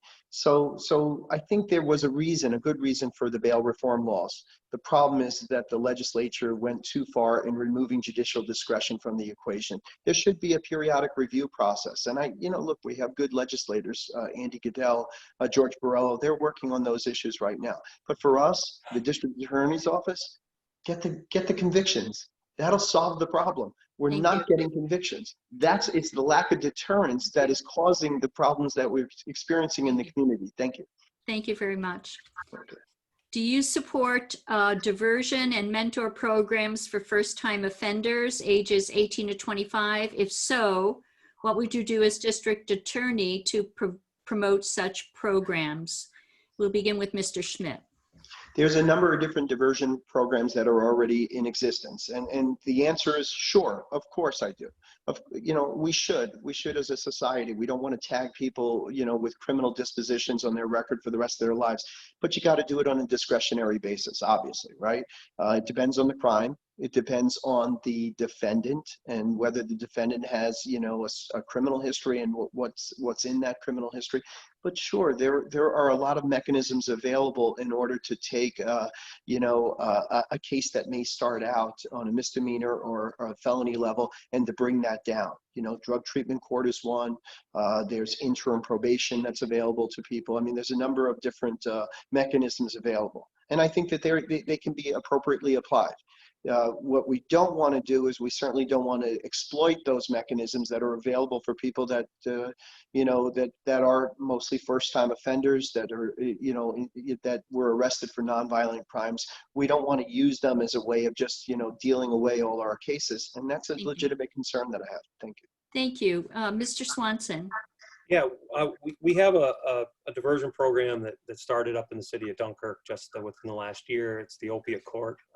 We're one of the stakeholders on that. I worked very closely with Judge Ferroletto and the folks with OCA and the judge up in Dunkirk. And we have that in place for people struggling with opiates. And quite frankly, it's a positive move. But the reality is this county needs the resources to employ something similar to what Albany County is doing with DA David Soares. They have a LEADS program, and I've talked with Sheriff Mitrano about this. It's a phenomenal idea, but you've got to have a peer resource network, and you've also got to have the drug treatment facilities to do this. And unfortunately, Chautauqua County is way behind when it comes to having the infrastructure to be able to put these kinds of programs in place. It boils down to dollars and cents, and unfortunately, that's a regular theme here in Chautauqua County. But at the end of the day, those programs are shown to work. And if we had the resources and the ability, I'd be more than happy to try and put that together. Thank you. Thank you very much. Our next question is, how would your office deal with the opioid crisis? Mr. Schmidt. Well, I think we've sort of touched upon it quite a bit. There's a distinction to be made between users that really need rehabilitative methods of that are available to the community, and then there's sellers, which really just sort of exploit the drug treatment, the drug problem. I think that really when you look at the various diversion courts available, such as the opioid court, drug treatment court, interim probation. These are mechanisms that are already in the system that really can help people that want to be helped. And I think, I think that they work. The system does work. The problem is that you have to be careful. You don't want to, have people exploit those mechanisms. And it's important for prosecutors to be able to discern between people that legitimately need that help and those that really are just criminals that are selling. Thank you. Mr. Swanson. Yeah, the opiate issue here in Chautauqua County rise and fell very quickly, replaced then by higher quality meth, and now we're seeing it show back up again. And this is a statewide problem. And we're part of a drug task force that works even with, as far as the Special Narcotics Office in New York City, to try and fight trafficking. But if you remember Chief Harry Snellings from Jamestown, he was frequently heard saying, and on the record, we just can't arrest our way out of this. We've got to treat the folks that are struggling with this disease so that we reduce the number of people looking to buy. Because at some point you have just a basic economic model and function, and when people are out there buying, you're going to have sellers. And if you can treat the problem and treat the folks that are struggling with addiction, I think you really are capable of them making inroads with the enforcement side. And we work closely with our drug task forces. We have 2 of them in the county to do that. We have a narcotics prosecutor at this point. We're working hard to do that, but I think, the treatment issue, I think here in Chautauqua County needs to be a little bit more robust. Thank you. Do you feel there is an implicit bias in our law enforcement in Chautauqua County? If so, how should it be addressed? Mr. Schmidt. No, I actually do not think there's an implicit bias. What I do think is I think that the police are under the gun here in Chautauqua County. You know, I think they're taking it from all sides. I think, you know, they make arrests and they don't see their arrests being prosecuted. I know this because I speak to the police all the time. You know, I think they're getting it from Albany. I think that the police are made up of good people that aren't in this job to get rich. They're here to help the community. And I think that they're doing all that they can and they're stretched thin. And the best thing that we can do, you know, on the prosecution side is to achieve convictions on their arrests. Otherwise, you know, the entire system has lost confidence. And really that's where we're at right now. When you have such a low conviction rate, you know, the police, you know, who put their lives on the line every day when they make an arrest, or maybe they miss their kid's soccer game because they have to process the arrest that's being made, or they're spat upon or cursed at. They don't see justice for themselves. The victims of those crimes don't see justice. And there's a trickle-down effect, and it ultimately emboldens the criminal element here in Chautauqua County. Mr. Swanson. So your question was about implicit bias? Yes, implicit bias. You know, I don't know how you can say no. I just don't. You know, if you pay attention to the world, I don't know how you say that. You're missing what's happening. And by saying that, you know, by no stretch of the imagination are you insinuating that a police officer is out there doing something intentionally. It's implicit. It's something that's ingrained in our system, that a system that was written when there were slaves. I don't know how you can say that our system treats everyone equally, because I just don't think that it does. And addressing that today is of the utmost importance. And I think you can do it in a way that where everybody sees progress. It's why I'm involved with Sheriff Mitrano in his community meetings and trying to put together some rubric to move things forwards. But, you know, by admitting that there's implicit bias, you're not saying that cops are racist, because I know almost all the cops in this county. They're good folks. They want to go to their job and come home. But there's a systematic problem, and it needs to be addressed. Thank you very much. Another question. Do you believe that we need to return to a model of neighborhood policing? Why or why not? Mr. Swanson. I think there's always some benefit in people investing in their community. You know, but at the end of the day, I think you need to have the trained professionals of our police department handling the things that need to be handled. But, you know, that doesn't eliminate the possibility to expand and get people involved with making sure their communities are safe, making sure that people in their communities are coordinating with each other. I think in the areas that you've seen some of those programs instituted, and one of them, a pretty involved community policing program is in place in the Bronx, and that's Darcel Clark's the DA there. And it works. I think you get the community involved, you get the community invested in where they live, and those kinds of things make a difference with your crime rate. Again, you got to have people willing to take the lead and run those programs, but the possibilities are there, and I think they're beneficial from what I've seen with these programs that have been employed across the state. Thank you. Mr. Schmidt. You know, it's interesting. I think about this community, and what I love so much about it is that people genuinely care about their neighbors. You know, when there's a crime committed, people don't hide indoors. They don't bury their head. They will involve themselves. And that's really just the makeup of this community. This isn't a community made up of anonymity. It's a community where people genuinely care. And I think we in many respects already have the best elements that we see in community policing. You know, when Mr. Swanson talks about the Bronx, You know, and you talk about New York City, I mean, you're talking about a community made up of 8 million people. That's just not Chautauqua County. We don't have those problems. The police are here in the community. I think people genuinely care about their neighbors. When they see crime, when they see something suspicious, they're very proactive in alerting the police about it. So I would say ultimately that I think that we're well served just by the, you know, by our neighbors as things stand today. Thank you very much. Our next question, what do you feel is the most effective system of justice to reduce crime and repeat offenders? Mr. Schmidt.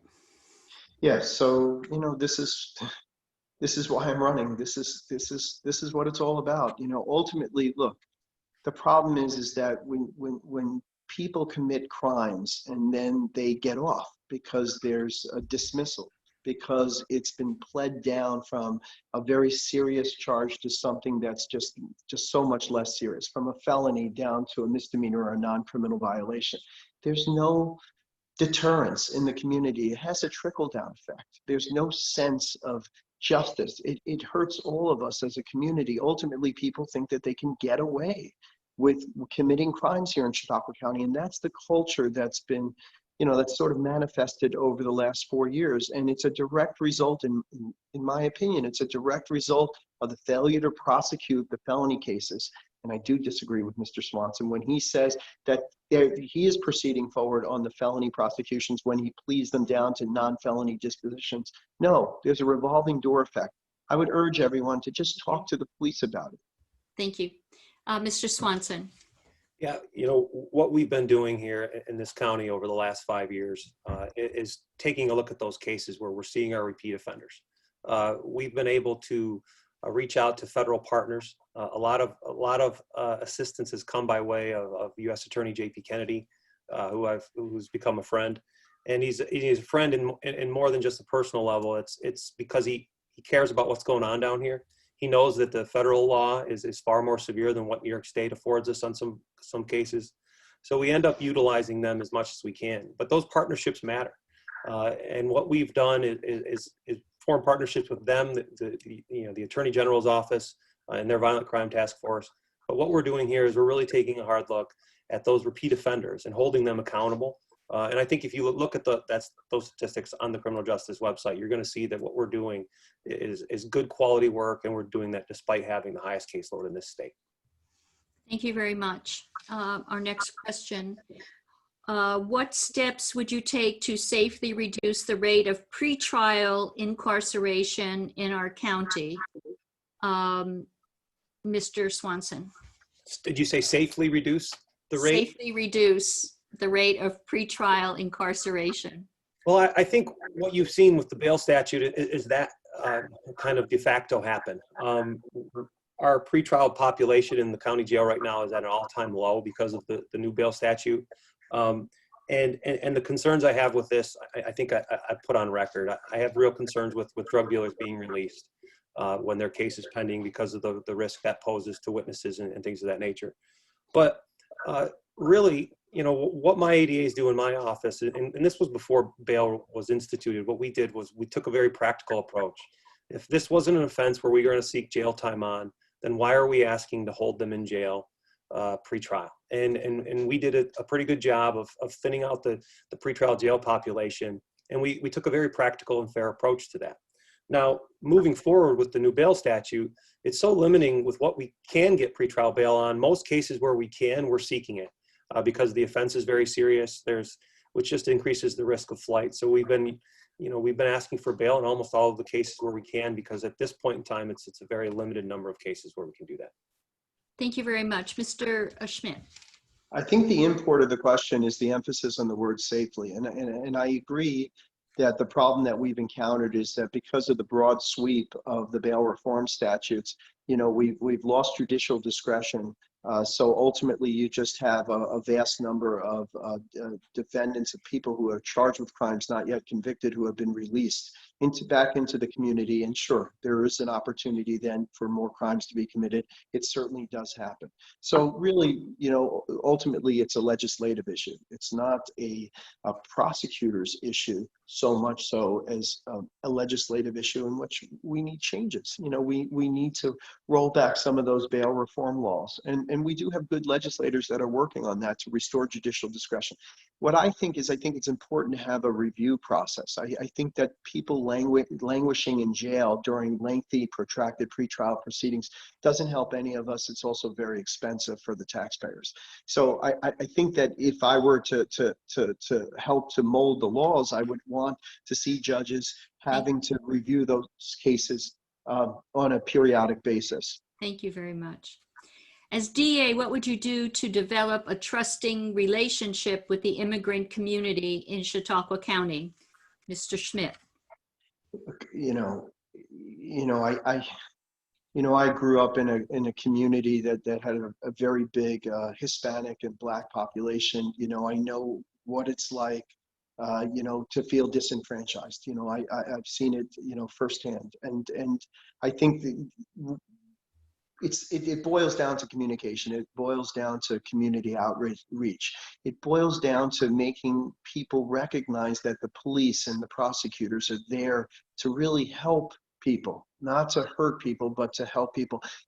Let's not forget that a majority of the cases, we've got minority citizens who are the victims of crime. And sometimes those crimes go unreported, and that's because, people frankly are afraid to communicate with the police. In those communities where they don't have a first name relationship with the police, and in those communities where they don't have first name relationships with the prosecutors, I would, again, I would love to be a conduit for those communications. I feel as if, we have a long way to go, but I think the police make a strong effort to achieve just that. And I think that I would welcome the opportunity to be part of that process. Thank you. Mr. Swanson. Yeah, this is an interesting question because it's a really it's a substantial issue pretty much nationwide right now. We have circumstances, especially if you have immigrants that aren't here lawfully. They're very, very apprehensive to report crime for fear of deportation and getting taken away from their family. But there's a real issue. The reality when you're the DA is there's two ways to address that. And earlier I spoke of community outreach and the importance of getting out into the community, not just as the DA, but as the assistant DAs as well. But two, showing that community through with what you're doing, that you're going to treat them fairly, you're going to work for them, you're going to treat them no differently than anybody else. I think that's one of the most important things in developing that trust with a community that really has lost a lot of trust in law enforcement over the past 4 years. And I think there's a real concern amongst prosecutors that crimes are being pretty horribly underreported because of that concern of those people with their immigration issues. Thank you. There was a question for Mr. Swanson that was sent in. How would you respond to concerns from Center for Judicial Accountability that you are, quote, sitting on, unquote, a complaint regarding your salary as well as other elected officials? Yeah, that's an outfit that has sent those complaints all over the state. I wouldn't call them a legitimate outfit. I forwarded on that message that you would have received. I think I received the same message onto the District Attorneys Association, and it's being sent all over the state. Their complaint is that the legislature and the state on the statewide level had this Judicial Compensation Committee, and the Judicial Compensation Committee over the last 5 years has increased the salary of judges, and during that time, by statute, the district attorney salaries have increased as well. And the complaint all centers around that being a fraudulent process. There's no validity to it. And there's certainly no crime being committed by Senator Borrello or Goodell or anybody else that's in the Assembly or the Senate. So that's an outfit that doesn't have a lot of legitimacy. But no, there's really no response other than that. That's nonsense. Thank you. Did you want to comment on that at all, Mr. Schmidt? The only thing I would just say to kind of to take that question into a more broader context is that we really, over the last 4 years, the district attorney's office budget has increased about 34%. While the productivity rate has gone down, I don't think we'd be arguing about compensation if we really saw results, and results really matter. They matter in life. They matter everywhere else. They certainly matter here. Do you have any questions for each other? Because I'm done with my questions. So if you want to ask each other a question, you can. Otherwise, we'll continue to a closing statement for 1 minute. I don't have any questions, Mr. Schmidt. Do you have a question? Well, look, I mean, Patrick, you and I have been debating these statistics, and I think each of us are going to put out the documentation so that we can show who's telling the truth and who isn't. But I guess I would ask you, if you believe that your conviction rate is acceptable, I mean, what really is unacceptable? Because when I see a felony conviction rate of 17.4%, and then you argue with me and say it's actually in the low 20s, I mean, to me, that's still unacceptable, even though your numbers are inaccurate. What's unacceptable in your mind? Just a basic understanding of statistics allows you to reach 21% over the last 4 years very easily. It's some basic math, Jason. And you don't have to stretch to do that. It's a simple formula. It's an average. If you look at what we've done since 2016, our conviction rates and this is the other thing, you're not informing your voters by misleading them. Sure. You are talking about felony convictions when there's a felony charge. That is not what a criminal conviction rate is. That is not the same thing. So when you're talking about that, you're misleading the public. And the reality is our felony arrest resulting in felony convictions since 2016 is 21%. And when the state average is 20%, we're doing better than the rest of the state on an average, which is a quality statistic. And the reality is we do that with the highest caseload. These aren't complicated figures. This isn't complicated statistics. These are straightforward numbers. You take them over 4 years and you look at what we've done. And I'm very proud of what my staff has done. For you to insinuate that we're not doing a good job and we're doing better than the state average is misleading at best. Thank you. I don't think we're going to resolve this during this debate. I think we could go back and forth for the rest of the evening and the numbers would stay the same from each of the camps. So I'm advising the public to check official records wherever they can, websites, and find the correct information. We will now have 1 minute for closing statements, and we will begin with Mr. Schmidt. Well, look, I started this off by saying I'm not a politician. I'm just a regular guy. I've been working the criminal justice system for the last 15 years. I got into this race not because I want to, better my career. I thought long and hard, and the problem is that we're encountering an unprecedented decrease in felony prosecutions and felony convictions here in Chautauqua County. These aren't made up numbers. I'll post the numbers so that you can see it for yourselves. You know what the headlines read. You know that we have cases being dismissed, indictments being dismissed most recently, mistrials, not guilty verdicts. It's just unacceptable. That's just part of the story. The other part of the story is the lack of prosecutions. That's why I'm running for district attorney. I know what's going on here, and I want to make changes here in this office. And the only way to do that is to go to the mat on some of these cases. That's why I've been endorsed by the City of Dunkirk Police Department. The only candidate here who's been endorsed by local police. Thank you. Mr. Swanson. Yeah, I took this position as the acting DA back in 2016. It was a position that I'd watch somebody do. You feel like you're ready to jump into that position, and then you realize that you wear a whole bunch of different hats. But what I did realize very quickly when I started doing it is just the importance of it. How I could give back so much to this community that raised me, and how important that is to me, and the people that I put around me, and the work that we've been doing. I would put up against any county in this state. I would put up against our state averages. We've done excellent work. And this notion that we haven't is an insult to the people that have been doing it. It's an insult to myself. but we work hard every day to make sure that the community stays safe. We're doing a very good job. And at the end of the day, what I do know is that I'm going to wake up tomorrow and I'm going to go do my job, and I'm going to do it as hard as I can.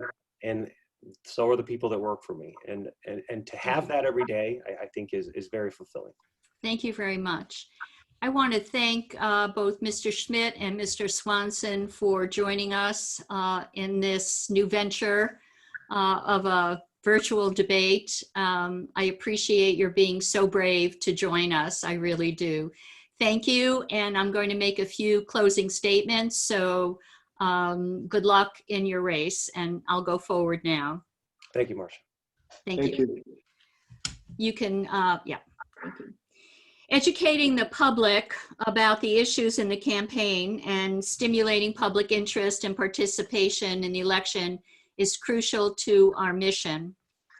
Although the dynamic was a bit different without an audience, this format still allows voters to learn the candidates' positions on pressing issues that face New York State and have an informed decision on Election Day.